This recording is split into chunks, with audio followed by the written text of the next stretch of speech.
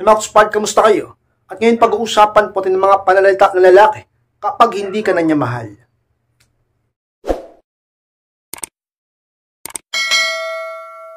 At kung handa na kinapasara po tayo, at muli, be inspired.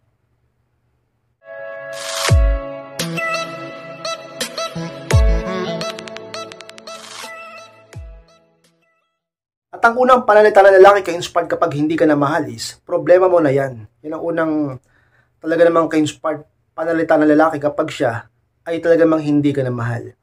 Alam niyo mga ka-inspired, sa maraming pagkakataon at panahon, kapag kaganyan na ang lumalabas sa bibig ng isang lalaki, talaga namang tila ba wala siyang respeto at paggalang sa iyo.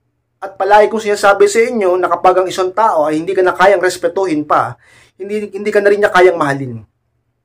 Ganun niyang ka-inspired. Paano kanya mamahalin? Hindi ka niya kayang respetuhin. Diba? Siguro may mga nakaranas ng ganyan. Problema mo na yan. Tingin mo sasabihin sa iyo ng lalaking mahal mo yan? Kung mahal ka pa ba niya? Diba? Kung mahal ka niya, hindi niya sasabihin sa iyo yan. At kung may problema ka, tutulungan ka pa niya. Kung may problema ka, dadamayan ka pa ba niya? Kung may problema ka, baka nga siya pang magbigay ng solusyon. Pero pagka ganyan, isipin mo sabihin sa iyo yan, problema mo na yan. Diba? Isa yun sa talaga namang salita ng lalaki ka-inspired kapag siya ay wala nang gana sa iyo o hindi ka na mahal ka-inspired. Pangalawang salita ka-inspired ng isang lalaki kapag hindi ka na mahal is, wala ka na doon. Yung pangalawa ka-inspired. Yung pangalawa ka-inspired, alam nyo, bibihira niyong marinig yan. Diba? Sa lalaking mahal mo, sa partner mo lalaki, bihira mo yung marinig. Kaya kapag yan ang lumabas sa kanyang bibig, talaga namang may ibig sabihin yan. At ang ibig sabihin yan ka-inspired ay bumaba ng attraction niya sa iyo at ang interest para sabihin niya na wala ka na doon. Hindi ba't ang pag-ibig ay nagtutulungan at nagsishare ng mga kwento, bagay-bagay at pinag-uusapan, pero kapag siya ay wala nang ganang magpaliwanag sa iyo, kapag siya ay wala nang ganang makipag-usap pa sa iyo, isa yun sa mga bagay na maririnig mo sa kanya, wala ka na doon. Di ba yung babae, kayong mga girlfriend, mga miss, ang dami yung tanong ko minsan. Ano ba yan? Bakit ganyan? Bakit ganon? Di ba? Marami kang tanong sa lalaki, sa partner mo. Tapos pag ang sagot niya sa iyo, wala ka na doon. Di ba parang walang galang, parang walang respeto? Hindi ba parang walang pakialam? Isa yun sa mga talaga namang salita ka-inspired ng isang lalaki. Kapag siya ay wala nang gana sa iyo, nanlalamig na, hindi ka na gusto, o hindi ka na mahal. Pangatlong salita ka-inspired ng isang lalaki kapag hindi ka na mahal is, humanap ka na ng iba. Pangatlong inspired.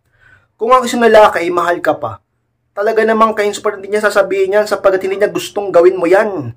At hindi niya gustong mangyari yan, yung hahanap ka ng iba sapagkat mahal ka niya.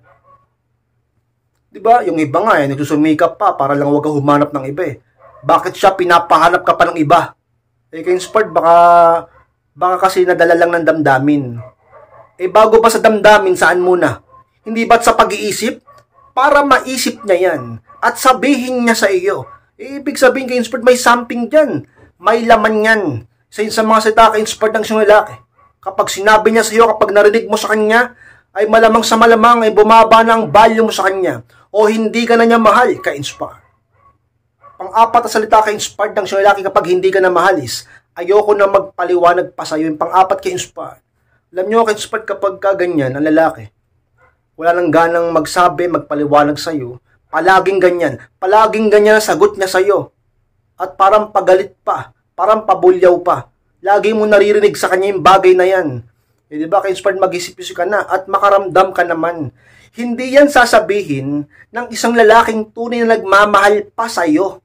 Kung mahal ka pa niya, hindi niya yung sasabihin. Diba, ka-inspired, bakit naman ganyan kaya yung mga lumalabas sa bibig nila? Alam nyo kasi mga ka-inspired, mapalalaki man o babae, kapag wala nang nararamdaman, kung ano-ano ng mga negative na naiisip niyan sa'yo, mga lumalabas sa bibig niya, hindi na maganda yung mga nakikita niya sa'yo. Palagi na siyang pikon sa'yo, palagi nang mainit ang ulo sa'yo, palagi ng mga away. Wala ka nang ginawang tama, at yan sa mga bagay na sasabihin niya, kapag hindi ka niya na mahal o gusto, ka-inspired. Ang limang salita ka-inspired ng isang lalaki kapag hindi ka na niya mahal is, okay o kaya naman K. Ganyan lang kaiksi. At palaging madalas ganyan na lang reply niya sa'yo. Minsan na nga lang mag-reply, napakatagal pang mag-reply. Kapag nag-reply na, yan ang mababasa mo. Okay na lang or okay. Noon, lalo na nag-uumpisa pa lang kayo o nanliligaw pa lang yan sa'yo, sobrang sobrang dami niya mag-message. Mala telenovela yung message niya, mala MMK. At todo, sa'yo, bola, todo sweet, diba? So, kung ano nung pangako, kung ano nung pinagsasabi, bakit ngayon ganyan na lang? Ibig sabihin lang niyan ka-inspired, bumaba ng value mo sa kanya. At bumaba ng attraction, pati ng interest. Talaga namang ka-inspired. Mag-isip-isip ka pagka ganyan. Ibig sabihin, may something na dyan sa lalaking yan, sa partner mo. Baka kasi hindi ka na niya mahal. Baka kasi wala na siyang gana sa'yo. Pag ang isang tao ay wala ng gana sa partner niya, o ang lalaki wala ng gana sa babae, wala rin itong ganang makipag-usap pa. Wala itong gana pang mag-reply. Kung mag-reply man, napipilitan na lang. Kung mag-message man, napakaikli pa. At talaga namang ka-inspired, halos ayaw na makipagkita sa'yo. Ganyan bang nararanasan mo? Ganyan bang sa mga napapansin mo, naririnig mo at natatanggap mo sa lalaking mahal mo, sa partner mo, ka-inspired? Pang-am ka-inspired na salita ng lalaki kapag hindi ka na niya mahal is, totoong mahal kita. Pang-am ka-inspired. O ka-inspired, okay naman yan ah. Totoong mahal kita. O, paano mo nasabing hindi ka niya ako mahal? Alam niyo, ka-inspired, kung mahal ka niyan, hindi niya nasasabihin totoong mahal kita. Sasabihin na lang niya sa'yo, mahal kita. Bakit parang kailangan niya pang, sa'yo? I-push sa'yo o ipagpilitan sa'yo, totoong mahal kita. Parang gusto niyang maniwala ka pa. Nagigets niyo yung punto, ka-inspired? Hindi niya na kailangan pang sabihin totoong mahal kita. Kailangan niya lang sabihin mahal kita o ipakita niya sa gawa. 'Di ba? Kapag kasi sinabing totoong mahal kita, para bang nambobola na lang, para bang sinasabi nating para maniwala ka na lang, para na lang masabing hindi ka na magduda, mga ganyan-ganyan. 'Di ba bihira yung marinig yan sa lalaki na may kasamang totoong mahal kita, lagi mong naririnig sa kanya, lagi niya sinasabi sa iyo I love you. Mahal kita, I miss you. Mga ganun. Pero pag ganyan na totoong mahal kita, para bang iba na yung datingan eh. Parang hindi talaga totoo. Sinasabi niya totoo, pero hindi na totoo. Tamad na siyang lubusang iparamdam sa'yo. Kaya ka nga nagtatanong eh. Kaya niya nga yan ang sagot niya sa'yo eh. Kasi nararamdaman mo na rin.